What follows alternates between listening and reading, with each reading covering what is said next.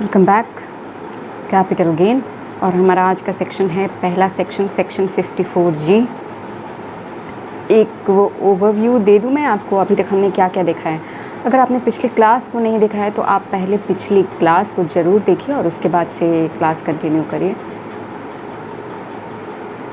हमने देखा charging section, उसके बाद से हमने देखा ट्रांसफ़र का डेफिनेशन क्या होता है, उसके बाद से हमने देखा कैपिटल एसेट का डेफिनेशन क्या होता है, फिर हमने देखा कॉस्ट ऑफ एक्विजिशन, हमने देखा कॉस्ट ऑफ इम्प्रूवमेंट, हमने देखा कि एक एसेट लॉन्ग टर्म या शॉर्ट टर्म कैसे बनता है। उसके बाद से हमने देखा कि जो चार्जिंग सेक्शन है उसके इन टोटल 7 प्रोवाइज़ो हैं। हमने उस कंप्लीट 7 प्रोवाइज़ो को एक क्लास में कंप्लीट किया। हमने कुछ एक्सेप्शन टू चार्जिंग सेक्शन देखा। उसके बाद से हमने देखा अपना कैपिटल गेन चैप्टर का सबसे बड़ा प्रोविज़न बोलो या फिर section, that was section 47। There are certain transaction which not regarded as transfer. इसको हमने कंप्लीट किया। उसके बाद से हमने सेक्शन 54 की सीरीज़ शुरू की थी, जिसमें हमने 54 देखा, 54B देखा, D देखा एंड F देखा। आज हम 54G शुरू करने वाले हैं। तो यस, हम इतनी सारी चीज़ें पढ़ चुके हैं, ऑलमोस्ट हमारा on the words of completion है कैपिटल गेन। तो बिना किसी देरी के हम शुरू करते हैं। 54G, shifting of industrial undertaking from urban area.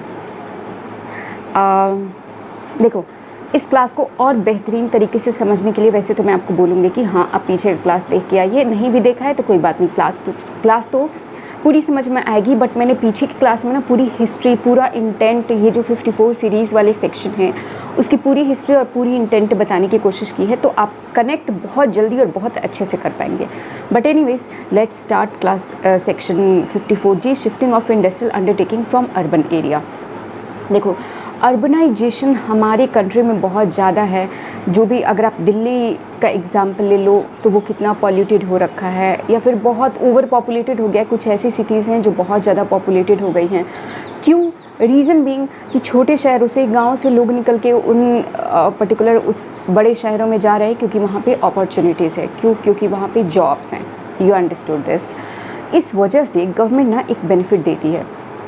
जब आप छोटे शहर में, या फिर जब आप आगे चल के आप पढ़ेंगे, जैसे जितना हमारा इधर दिल्ली, पंजाब ये सब डेवलप है, उतना हमारा नॉर्थ ईस्टर्न स्टेट डेवलप नहीं है। तो अब अगर वहाँ पे भी अगर आप कोई अंडरटेकिंग डेवलप करते हैं तो उस डेवलपमेंट पे भी आपको कुछ बेनिफिट मिलेगा थ्रू गवर्नमेंट। उसी तरीके से गवर्नमेंट यहाँ पे भी एक एग्जेम्पशन लेकर के आई है 54G का, जो आपको बोलती है कि अगर आपका कोई इंडस्ट्रियल अंडरटेकिंग है, ठीक, अब ये अर्बन एरिया में है, अर्बन एरिया में है, अगर आप इसे शिफ्ट कर रहे हो urban area to rural area, तो देखो, इंडस्ट्रियल अंडरटेकिंग है तो यहाँ पे लैंड है, होगा, बिल्डिंग होगी, मशीनरी होगी, फर्नीचर होगा, काफ़ी सारी चीज़ें होंगी, काफ़ी सारे आपके कैपिटल एसेट होंगे और काफ़ी सारे कैपिटल एसेट नहीं भी होंगे, हो सकता है। अब जो भी कैपिटल एसेट होंगे, क्योंकि आप यहाँ से ट्रांसफ़र करोगे और यहाँ पर लेकर के जाओगे, कुछ तो चीज़ें यहाँ पर लेकर के आ जाओगे, बट कुछ चीज़ें ऐसी भी होंगी, ऑफकोर्स लैंड बिल्डिंग यहाँ पे थोड़ी ना लेकर के आओगे, वो तो ट्रांसफ़र करोगे ही करोगे। अगर आप सारी चीज़ें, मैं बोलूँ कि ले करके आ रहे हो अपनी, तो भी लैंड एंड बिल्डिंग लेकर के तो नहीं आ सकते हो। तो लैंड बिल्डिंग आप अपना ट्रांसफ़र करोगे और उसके बाद से अपने रूरल वाले एरिया में आओगे। अंडरस्टूड। अब देखो, मैं कहना क्या चाहती हूँ यहाँ पे, जब आप अर्बन से रूरल की तरफ बढ़ोगे तो गवर्नमेंट को बहुत सारे फ़ायदे होंगे। फ़ायदा नंबर 1 ये होगा कि ऑब्वियसली कोई भी छोटी इंडस्ट्री हो या फिर बड़ी इंडस्ट्री हो, वो एक सिटी को पॉल्यूट तो ज़रूर करती हैं। तो एक तो उनका पॉल्यूशन कम हुआ उस पर्टिकुलर सिटी का। दूसरा ये हुआ कि जो छोटे शहरों, गांव में जो गवर्नमेंट खोज रही है कि अपॉर्चुनिटीज़ मिले, वो आपने एम्प्लॉयमेंट अपॉर्चुनिटी क्रिएट कर दी। तो इन सारे फ़ायदों को देखते हुए गवर्नमेंट ने ये सेक्शन इंट्रोड्यूस किया और कहा कि आप जो यहाँ पे अर्बन एरिया में अगर आप कोई कैपिटल एसेट बेचते हैं जिस पे आपको कैपिटल गेन होता है, तो उस कैपिटल गेन पे हम कोई टैक्स नहीं लगाएंगे। अंडरस्टूड। इस कैपिटल गेन पे हम कोई टैक्स नहीं लगाएंगे, प्रोवाइडेड एग्जेम्प्ट कर देंगे आपके कैपिटल गेन को, आप सर्टेन कंडीशन फुलफिल कर रहे हों। इंटेंट समझ में आ गया? अब सेक्शन शुरू करते हैं। अच्छा, जब भी इस टाइप के सेक्शन को मैंने पढ़ाना शुरू किया है, हमने एक चीज़ देखा है कि किन किन एसएससी को ये सेक्शन मिल सकता है। तो जब मैंने आपको एक ओवरव्यू दिया है सेक्शन का, तो आपको समझ में आ जाता है कि ये सिर्फ इंडिविजुअल एचयूएफ को मिलेगा या फिर किसी भी एसएससी को मिल सकता है। अब जो मैंने आपको ये सिनेरियो बताया, आपको क्या लगता है इस सिनेरियो में, क्या सिर्फ ये एक इंडिविजुअल या एचयूएफ को मिलना चाहिए, या फिर यहाँ पे कोई भी हो सकता है, फर्म हो सकता है, एक कंपनी हो सकती है, कुछ भी हो सकता है ना। और कोई भी हो, जब वो हमारे लिए बेनिफिट क्रिएट करेगा, जब वो गवर्नमेंट के लिए बेनिफिट क्रिएट करेगा तो ऑब्वियसली गवर्नमेंट भी उसको बेनिफिट देगी।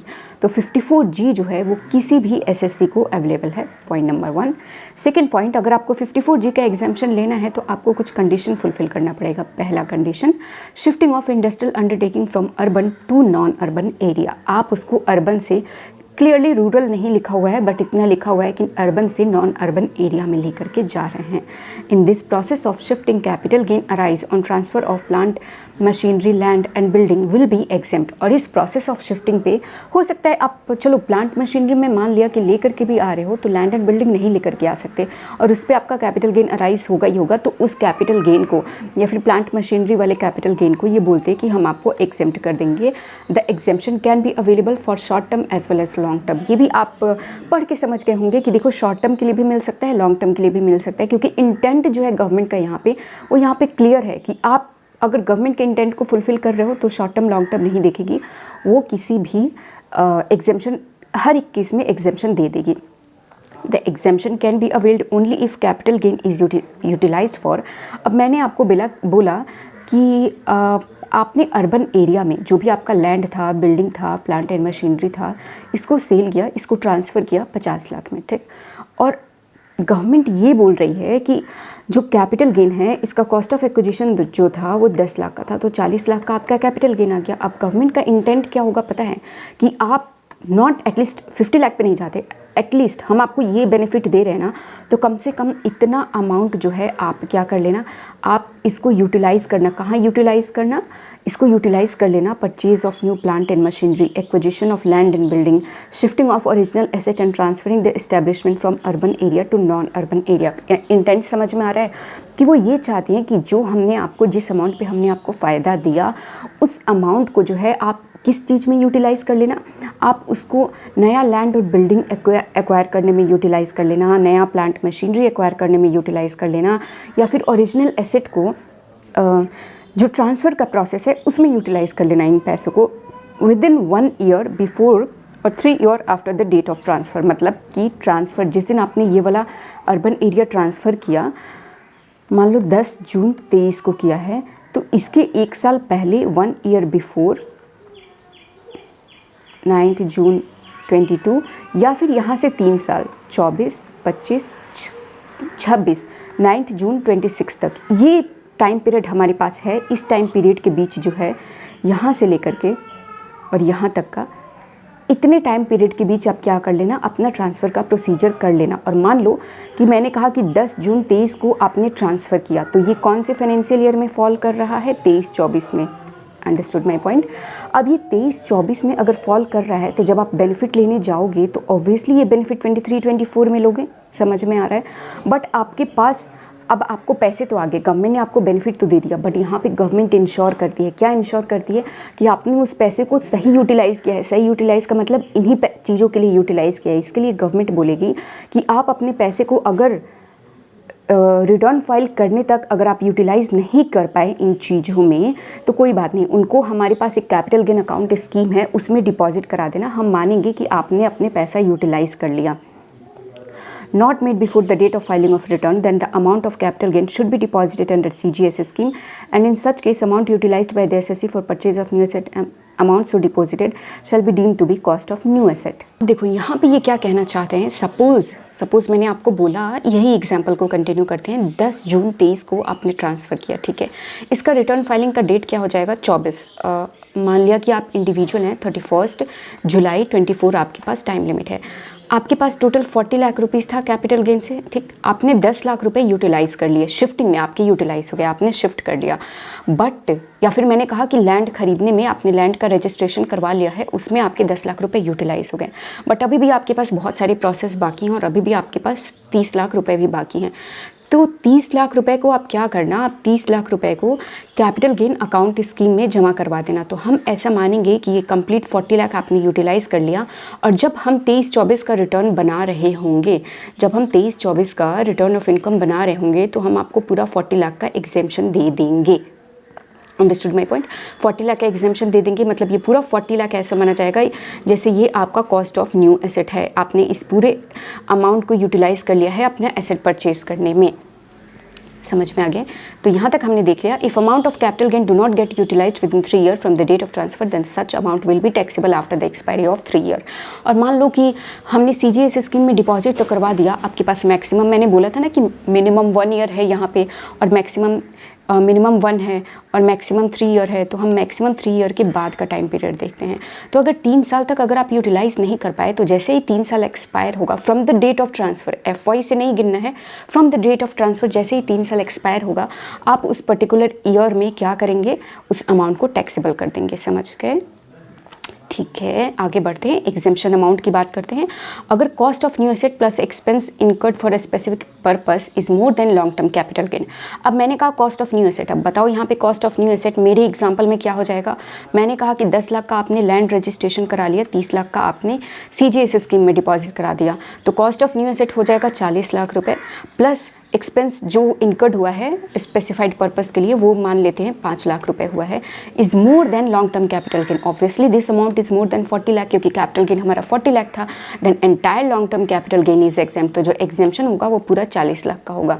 बट अगर कॉस्ट ऑफ न्यू एसेट जो है, मान लो 10 लाख ही यूटिलाइज हुआ होता, आपने 30 लाख जमा नहीं करवाया होता, तो कॉस्ट ऑफ न्यू एसेट और प्लस एक्सपेंस इनकर्ड मैंने मान लिया 5 लाख, तो ये अगर 15 लाख हो गया तो obviously this amount is less than long term capital gain 40 lakh, तो जो एग्जेम्पशन मिलता वो 15 लाख का मिलता। पहले भी बहुत बार समझा चुकी हूँ, आई होप कि आपको क्लियर हो गया होगा। अब ये एक और बात बोलते हैं यहाँ पे, पुराना वाला आपने बेचा और नया आपने खरीद लिया, तो एक बात का ध्यान रखना कि जो आपने नया खरीदा उसको from the date of its acquisition 3 साल तक यूटिलाइज करना, 3 साल से पहले इसको सेल ऑफ नहीं करना। If new asset is transfer before 3 year from the date of its acquisition construction cost will be reduce by capital gain exempted earlier. तो जो नए वाले एसेट को आप बेचेंगे ना, उसका जो कॉस्ट ऑफ एक्विजिशन निकाला जाएगा, वो कॉस्ट ऑफ एक्विजिशन, मान लो हमारे केस में वो कॉस्ट ऑफ एक्विजिशन था 40 लाख, लेस किया जाएगा, चलो 50 लाख मान लेते हैं कि हमने 50 लाख यूटिलाइज करके कोई नया एसेट खरीदा, और लेस कर दिया जाएगा जो कैपिटल गेन हमने पहले एग्जेम्प्ट किया है। तो 40 लाख एग्जेम्प्ट किया है तो 10 लाख रुपए हमारा कॉस्ट ऑफ एक्विजिशन निकल के आ जाएगा। प्रॉपर एग्जाम्पल देके मैंने पूरे के पूरे दोनों क्लासेस में आपको समझाया है, इसलिए मैं सिर्फ रिपीट नहीं कर रही हूँ, पीछे की क्लास जरूर देख लेना, एक सेक्शन आपका कंप्लीट हो गया। Now we have section 54 EC exemption from capital gain on investment in certain bonds. मेरी बात को ध्यान से सुनना।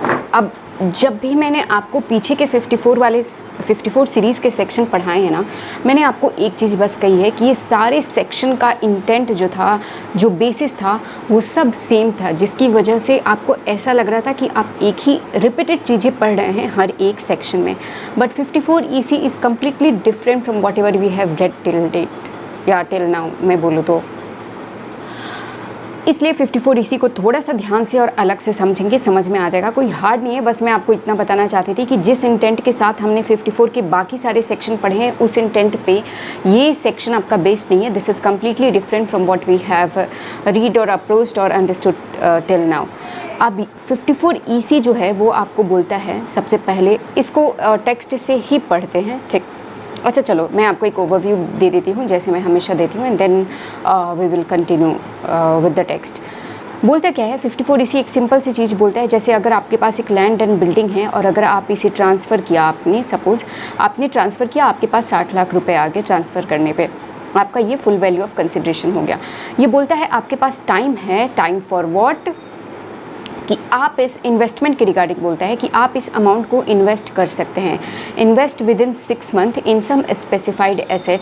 अगर आप इन्वेस्ट कर देते हैं तो आपके ऊपर जो ये 60 लाख, मान लो मेरा फुल वैल्यू ऑफ कंसिडरेशन था, मेरा कॉस्ट ऑफ एक्विजिशन अगर 10 लाख का होगा तो 50 लाख रुपए कैपिटल गेन हो गया। तो ये बोलता है कि अगर आप इसको इन्वेस्ट कर देते हैं then your capital gain will be exempt और कोई टैक्स नहीं लगेगा।